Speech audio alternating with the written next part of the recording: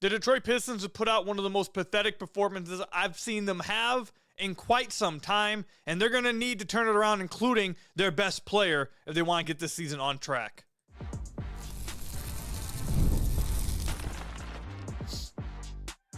You are Locked On Pistons, your daily Detroit Pistons podcast, part of the Locked On Podcast Network, your team every day.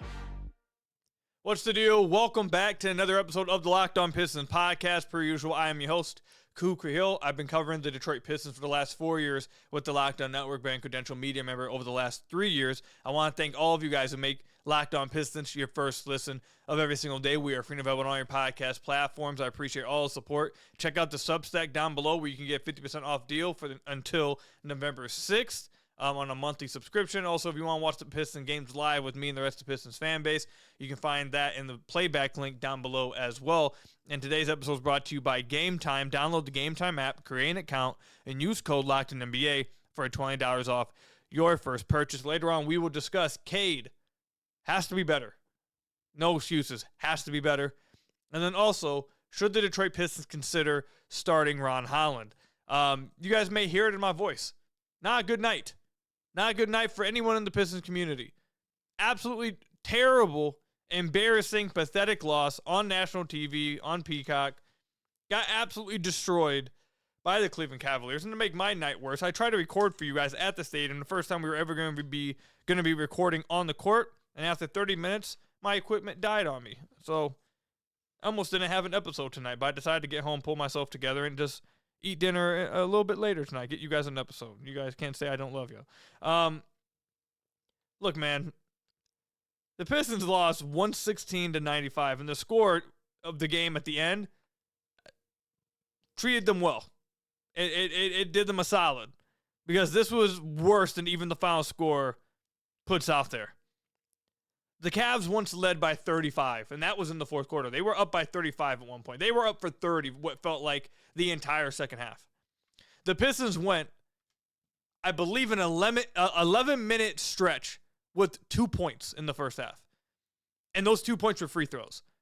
They missed 19 straight field goal attempts from the end of the first quarter until just about the end of the second quarter. 19 straight field goal attempts they missed. 19 straight.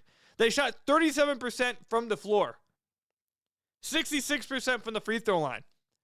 They sent the Cavs to the free throw line 35 times. The Pistons in this game had 29 personal fouls. If we are going to keep it a buck, if we're going to keep this a $150, the Pistons are 2-2. They have not played well this year. Individual guys have had good games. Individual guys have had good moments. But the Pistons as a team, they have not played well this year. In 3 of their games, if I'm remembering this correctly, they have found themselves down 23-1, 17-1, and now in this one, 35 points. In 3 of their 4 games. They were down heavy against Chicago early, tried to pull it out. Couldn't do it. They are down, actually they had a fine game against Houston. Give it to that one. Give it to them on that one. Their next game, down big early, bad first quarter, found themselves down immediately, come back, get a win. This game against Cleveland, found themselves down early, don't ever come back. Finding themselves down early has been a repetitive theme for this team through 4 games. This team has fouled more than I have seen an NBA team foul. I have not watched the team game to game foul as much as the Pistons have had to open the year. They had 30-plus fouls last game. They had 29 this game. They're sending opponents to the free throw line just an unbelievable amount. They can't play defense. They're fouling. Their shooters can't shoot. They're missing shots. Isaiah Stewart maybe has been their most consistent three-point shooter. He shot 1 of 4 tonight. They're turning the ball over like crazy. Cade had 8 turnovers last game. He had 5 tonight. Their half-court offense is 70% of the time abysmal. The only way that they pull anything out in the half-court is Cade hitting a shot, hitting a contested 2, Osar driving to the basket, hitting a wild layup, or Jalen Duren, Asar Thompson, or Cade Cunningham getting to the free throw line. That's their half-court offense. Tobias hasn't shot that well. He actually shot 2 of 5 from deep, but 2 of 8 from the floor tonight. Duncan Robinson has been bad to start the year. Through 4 games, this team is lucky, to be honest. They are lucky to be 2-2 because they have not played great at all. They have not played. They let one get away in Chicago because they didn't play well early. They got destroyed here because they didn't play early and really didn't play well at any point. Last game, they pulled it out, but they started off bad early again.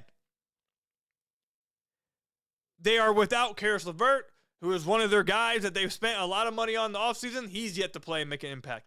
Jaden Ivey is hurt. He's yet to make an impact.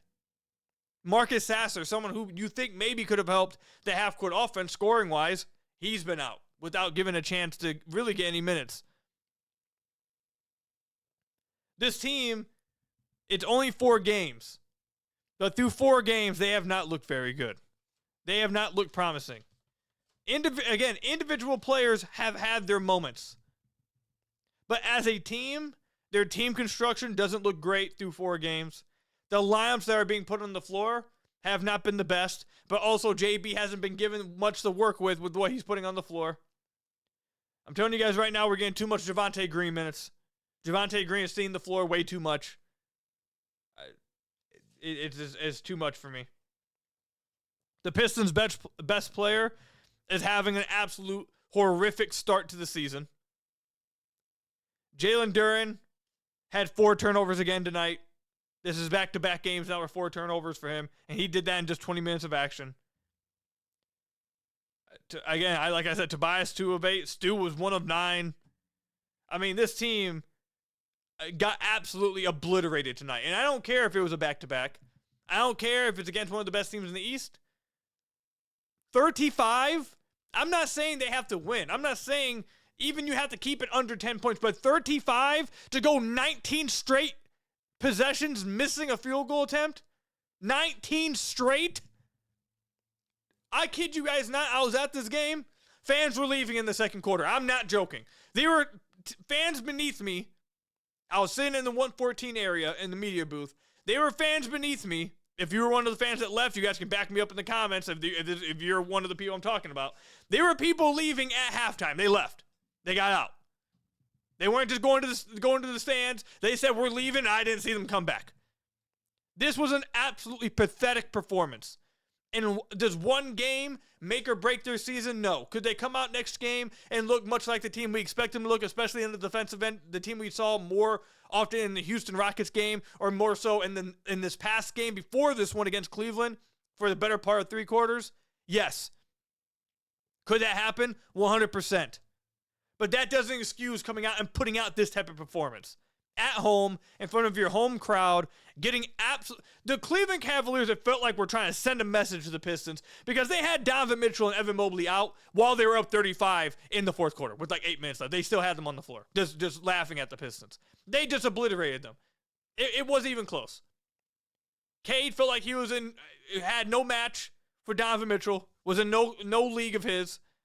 Asar didn't have a good game, barely played, looked like he got hurt early on. He went called for himself to come out of the game, watched them go back to the locker room, came back like 5 to 7 minutes later. I watched him on the bench. It looked like either he was sick, I don't know if JB commented on this after the game, but I'm watching him on the bench. He's being tended to. I'm seeing him putting his heads in his hand. He's having this towel, so I don't know if he's sick. I don't know if he was hurt, but he called for himself to come out of the game at the end of the first quarter, went back to the locker room, came back, played like 6 or 7 minutes after that, and then didn't play the rest of the game. So who knows what's happening there. But he didn't play that well in his minutes anyways, 3 of 6. Tobias played poorly. Jalen Duren didn't play that well. Duncan Robinson played poorly. Stu played poorly. Ron played poorly. Javonte Green played poorly. Dennis Jenkins played poorly. Paul Reed played poorly. Chaz Lanier played poorly. Colby Jones played poorly. Bobby Clipman played poorly. Tolu Smith played poorly. I don't care what their stat lines were. You find yourself down 35 points. 35 at home. Every single person on the roster played like trash. Unacceptable. Coming up, Cade Cunningham has to be better. He is an All-NBA player. He is the Pistons franchise player. He is their max contract player. He cannot play like this. He has to be better. We'll discuss it coming up. Today's episode is brought to you by FanDuel. The NBA is back, and there's no better place to get in on the action than with FanDuel, the official sports betting partner of the NBA. Even if you missed the start of the game or want to ride the hot hand, FanDuel has live bets on everything from who will score the next to fourth quarter comebacks. Plus, you can even combine your live bets into same-game parlays for a shot at a bigger payout. It keeps everything and every game more exciting, especially when your team's making that late push. Pistons made no late push. They didn't make a push at any point in this game, so hope it wasn't tonight for you guys checking out FanDuel. But right now, FanDuel is giving new customers $300 in bonus bets when your first $5 bet wins. So head to FanDuel.com to sign up and play your game with FanDuel, the official, sports betting partner of the NBA. Then I got to tell you guys about another one of our sponsors, one of my favorites, Game Time. Basketball season is officially here, and nothing beats being in the arena for those opening games. But let's be real, getting tickets can be a total headache. Between waiting in queues, surprise fees, and prices that jump right before checkout, it's easy to get frustrated when all you want to do is cheer on your team. You guys didn't want to cheer the Pistons on tonight. There's nothing to cheer for them. They were straight up bad. That's where Game Time comes in. The app that gives fans the advantage. The Pistons gave them no advantage. It's your ultimate life hack for scoring amazing NBA tickets fast, easy, and stress-free. I recently used Game Time. I regret it. I shouldn't have used it because I went to a Pistons game and it wasn't worth it. I love that what you see is what you pay. No hidden fees at checkout, but a hidden fee that I did have is I had to watch the Pistons lose by 30+. Plus, I could see exactly what my view looked like before I bought the tickets with their in-app seat view feature. I wish they would have told me if the Pistons were going to get blown up like this. I wouldn't have went. Take the guesswork out of buying NBA tickets with Game Time. Download the Game Time app, create an account, and use code LOCKEDINNBA for $20 off your first purchase. Terms apply. Honestly, everyone's ticket should have been free tonight. That's how bad the game was. That's code LOCKEDONNBA for $20 off your first purchase. Swipe, tap, ticket, go with Game Time. So I want to thank you guys again for making Locked On Pistons your first listen of every single day. We are free and available on all your podcast platforms. If you haven't already, head to the YouTube channel at Locked On Pistons. Hit that subscribe button or leave us a 5-star review on whatever podcast platform you're listening to this on. That's another great way to support the podcast. Check out the description down below for the SUBSTACK deal, 50% off all subscriptions, or check out the playback room if you want to watch live games with me and the rest of the Pistons fan base. I regret crumpling up that box score paper. I did it for the fact. I hope it worked, but I kind of was using it, so I was using it to keep track of, stats and what I was talking about. So now I had to pull up the stats on my phone. This is what the Pistons do to me. Cade Cunningham, he is their franchise player. He is the max contract player, the super max contract player. He is the all-NBA player. He is the player that in preseason was playing so well that he had me coming on the podcast saying this could be the year that Cade secures himself as a bona fide top 10 player in the league. Without discussion, there's no argument that maybe this is the year he does it. Talked about how the three-point shot looked amazing. The finishing at the rim looked absolutely fantastic. Everything looked like it was coming together. I've never seen him play so well, and I hadn't. In the preseason, that was the best I've ever seen Cade look. He was dominating. He was fantastic. And now to start the season, I mean, you can't imagine. It couldn't have went any worse for him. This is what Cade's putting up on the season. 20.3 points, 7.8 assists on 48 true shooting, worse than Killian Hayes' true shooting. 5.5 turnovers.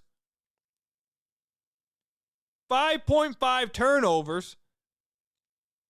Did I mention 48 true shooting? He's shooting 26% from deep, 41% on twos, and 36% from the field. I mean, that's just straight up abhorrent.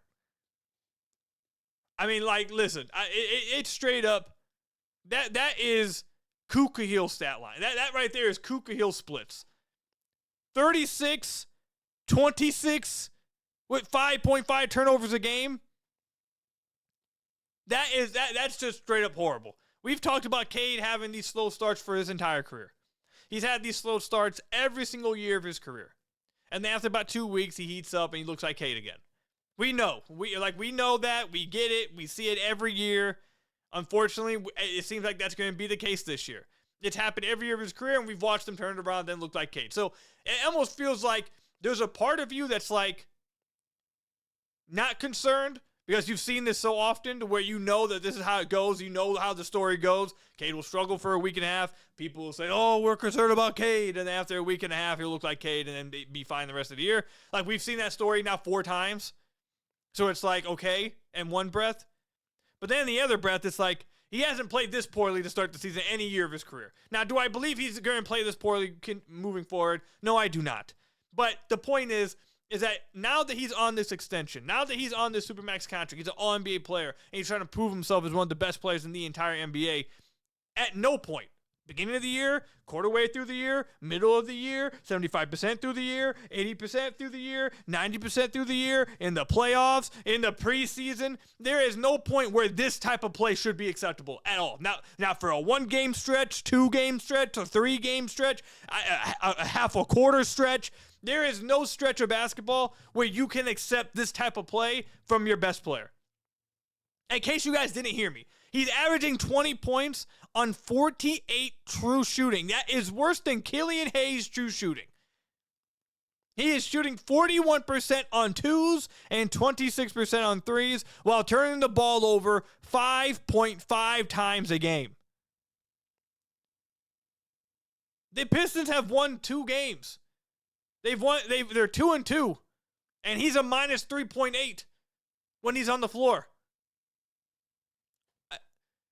Again, I don't expect this to continue. We have seen Cade struggle early on and turn it around every year of his career. That's not so much my concern. My concern is that why every year does this have to happen? That's number one. And number two, there is, again, like I said earlier, when you are now being paid like this and when you have proven yourself to be the face of the franchise, there is no time when this can be acceptable. No time. This is the worst I've seen him play in maybe 2 years. Like, I don't remember him ever playing this bad last year. Honestly, going back to the terrible season from 2 years ago, all I remember from that season is Cade trying his best to get them a win, scoring 40-plus multiple times and not mattering. So honestly, I don't remember him playing bad that year. I'm sure he had bad games, but all I remember from that season is 28-game losing streak and Cade dropping 40 points 4 times in 2 weeks to try to get them a win. That's the only thing I remember from that season. I have to go back 3 years to think of a stretch where I can vividly remember Cade playing this bad. This can't happen. It's unacceptable. I believe he'll turn it around Wednesday against Orlando. I think it will happen. But man, this can't be accepted. And Cade's not accepting it himself. He'll tell you himself. But this is terrible. I can't sugarcoat this. This is actually terrible. How bad he's played. I want to point this out though. To dive a little further into it. There's a part of the Pistons offense that we are just not seeing at all. And it was such a big feature of their offense last year. And we're just not seeing it at all this year. And it's hurting Cade, I think. And no, guys, it's not Malik Beasley. And I just want to let you, actually, no, let me go ahead and comment on that since I brought it up. I am not discussing Malik Beasley on this podcast. If you guys want Malik Beasley talk, you guys will have to find another podcast. I am not talking about somebody anymore or acting like that player will be on a basketball team when we just watched Chauncey Billups and Terry Rozier and Damon Jones and more investigation going on get arrested for gambling and get investigated, and this player that everyone keeps believing is coming back is also under gambling investigation and is still not on the team.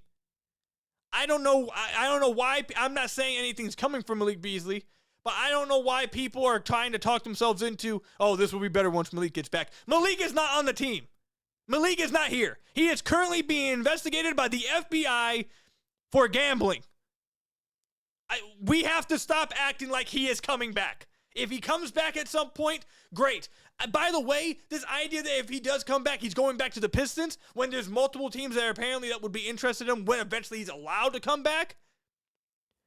Why I don't understand why people are just penciling him as a Detroit Piston when, again, he's not on the roster and is being investigated for something we just watched a former Piston and a current NBA player get arrested for at 6 a.m. in the morning.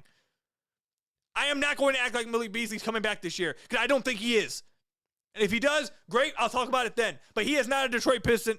I am not going to sit here and act like when he comes back, oh, things are changing. I don't know if he's coming back. He's probably not coming back. I don't think he is. Continuing to talk about him, I think is maddening. It's maddening to hear his name continually brought up.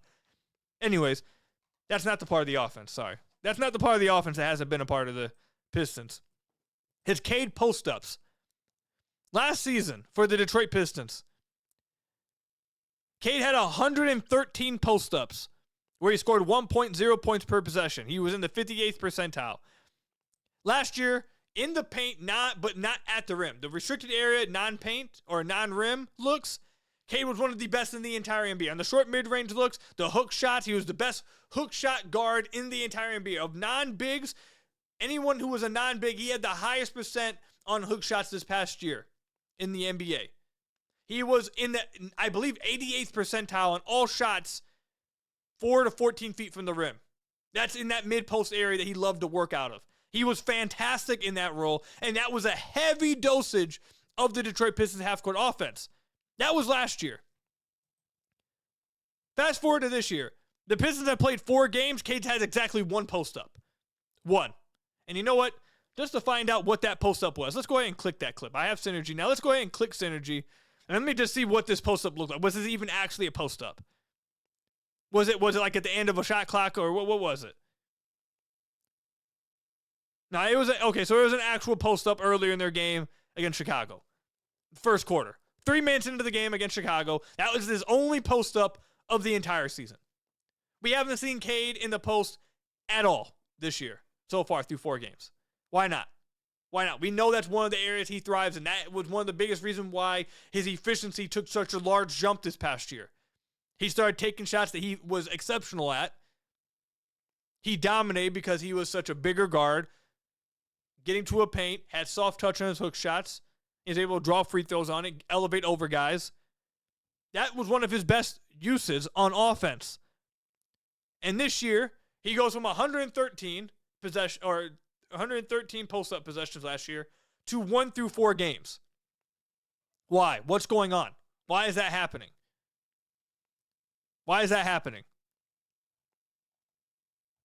And no, this includes post-ups, including passes. He's had 1 total post-up. Whether he shoots or passes it, 1. I don't get that. That has to be changed. But outside of that, Cade has to just flat out be better. It's unacceptable from your franchise player. It's unacceptable from your best player, your max contract player. He has to play better. Do I believe he'll be better? Yes. But it has to start now. We can't keep doing the wait 15 games and then turns up. No, this has to happen now.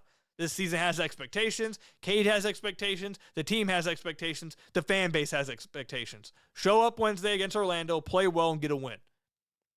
Coming up, should the Detroit Pistons start Ron Holland? Will that change their slow starts? We'll talk about it coming up.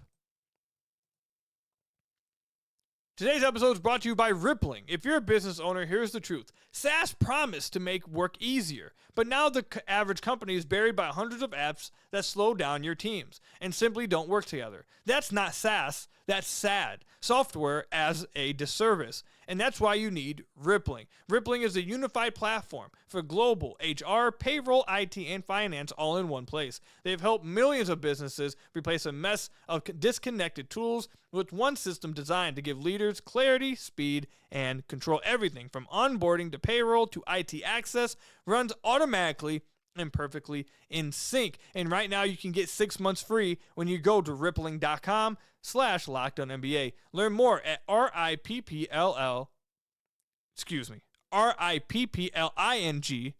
if I can spell for a minute, /LockedOnNBA. That's rippling.com/LockedOnNBA for 6 months free with Rippling. I got to tell you guys about another one of our sponsors today. That is Monarch Money. Let's be honest, most of us can't even name all of our financial accounts, let alone what they're worth. Between 401ks, savings, and investments, it's easy to lose track, and that can mean leaving money on the table. That's why I started using Monarch, an all-in-one personal finance tool that brings your entire financial life together in one clean, easy-to-use interface, all on your laptop or your phone.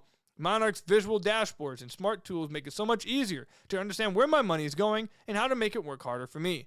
Don't let financial opportunities slip through the cracks. Use code LOCKEDONNBA at monarch.com for 50% off your first year. That's monarch.com, code LOCKEDONNBA for half off your first year with Monarch Money.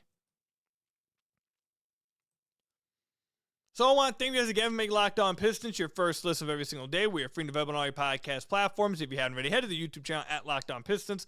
Hit that subscribe button or leave us a 5-star review on whatever podcast platform you're listening to this on. That's another great way to support the podcast. Check out the description down below, SUBSTACK, Playback, all that good stuff.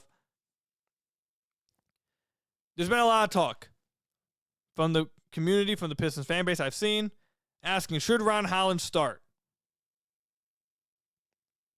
Should Ron Holland start for the Pistons instead of Duncan Robinson and play Cade, Ron, Ausar, Tobias, Duren together? This is my answer. No. First of all, reason number one, you can't do that. This lineup has had 4 games, and while it's been an uneven 4 games, many people, including myself, despite my ranting earlier, you have to give a decent sample size before you start making big changes to your lineups, I think. You can't just be changing lineups every 4 games, or you never will get enough sample size to know what actually works. I don't think you'll see a lineup change for the Pistons until at least 10 games in. At least. And maybe not even then. So that's reason number one. Reason number 2, I would not start Ron. Ron hit a 3 late in this game to make the percentage look better. Like when it was like a 30-point game already in the fourth quarter, he hit one to make it look better. But this was Ron's 3-point shooting until then. 1 of 4 in the first game, 2 of 5 in the second game, that's fine. 0 of 4 against Boston. And it was 1 of 2 tonight before he hit a shot in the fourth quarter. He is shooting it much more confidently. Much more confidently. And we can believe in his long-term development as a shooter, 100%. But with the way we are watching teams guard him, they still are not guarding him at the 3-point line, obviously. And he is not making them pay enough to where you can play him for long stretches with a lineup such as the one people are suggesting they play him with. People are already complaining about the phone booth that they say Cade's working in with no space. That it's back to 2 years ago where Cade has no space and there's no driving lanes and all of this stuff. And I think there's some truth to it. Some truth. Not a lot, but some. Because basically this lineup that Cade's playing with is basically the same one he played with the majority of last year. But there's certain lineups that he is played with that I think, okay, yeah, that's trying to make wine out of water. I get it. You want to make it worse? Take the one shooter on the team in Duncan Robinson and sit him for a guy the teams don't respect from shooting from outside. You're going to play Cade with Ron, Ausar, and Duren offensively in the half court when the half court's already struggling as it is. You're going to play. Your solution is to bring Ron in for Duncan. You want to talk about Cade struggling to get driving lanes? You really will think Cade's struggling to get driving lanes then. The problem with starting Ron, I think, Ron and Ausar can only be played together, in my opinion, with Stu. If you're going to play Ron and Ausar together, it has to be with Stu, because then you can put Stu, Duncan, and Cade, or Stu, Tobias, and Cade together, and now you have 3 shooters with Ron and Ausar on the wings. That works. Trying to play Ron, Ausar, and Duren together, you've pushed the limits. You've pushed the boundaries. You've went too far. You're not making that work. Nobody's making that work. You've crossed the line, I think. And I get it. Duncan Robinson has not been good. Okay, I get it. He's not been good. He's struggled. And the Pistons have, at times, started out the gate slow. Even though, if you want to be honest, tonight the starting lineup wasn't, like, the starting lineup, actually, you know what? I was at the game in the media booth. I don't remember the Pistons starting lineup starting off that bad. That wasn't the thing. Let me confirm this. I'm pretty sure it was like a tie game when the starters started coming in. Yeah, the first sub, as Isaiah Stewart comes in for Tobias, the score is 16-14. Ron comes in for Ausar, the score is 17-18. The starters weren't why this game got out of hand. They didn't start slow in the first quarter. They at the end of the first quarter with that putrid lineup of what was it? It had Javonte Green, Isaiah Stewart, Ron Holland.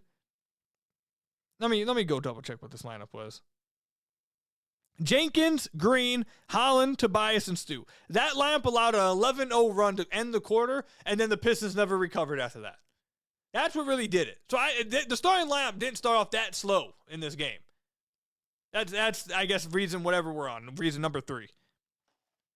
You just if you're going in order to start Ron and Stu or Ron and Asar, you then would have to make changes elsewhere, and you're not making changes elsewhere. Also, I guess reason number 4, Ron's playing pretty well in his role off the bench.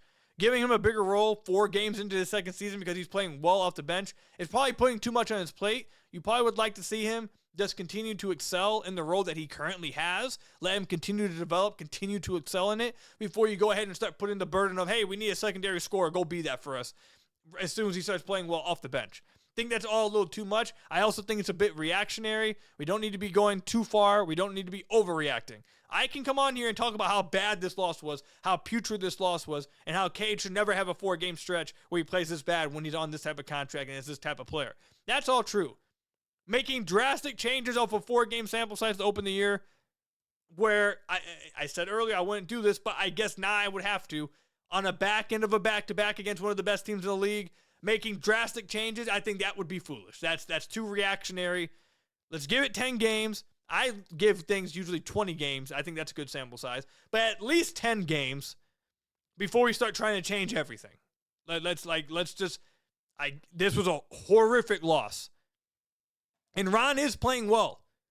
But let Ron continue to play well in the role that he has. He's still extremely young. Let them be able to find the lineups they want to play him in. Don't force him into lineups that I don't think even he would thrive in.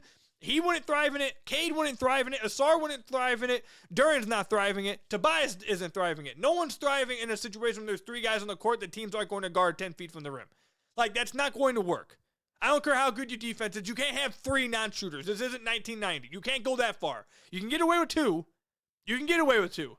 3, you're not getting away with it, dude. I'm sorry. You're not, especially when the team that you're talking about already is struggling massively in the half court. Adding another non-shooter line, it's just not happening. It's just going to make it worse. It's going to make it worse. At least that's how I feel about it. So let me know in the comment section down below or over on Twitter at Ku Khahil how you guys are feeling after this loss. Are you guys calm? Are you guys reactionary? Just let me know how you guys are feeling. That's all I've got for you guys today. Thank you guys for making Locked On Pistons your first listen every single day. Free and available on all your podcast platforms. Hit that subscribe button to the YouTube channel. Leave us a 5-star review, whatever podcast platform you're listening to this on. And until next time, I will see you guys later. Stay safe out there. And peace out, everybody.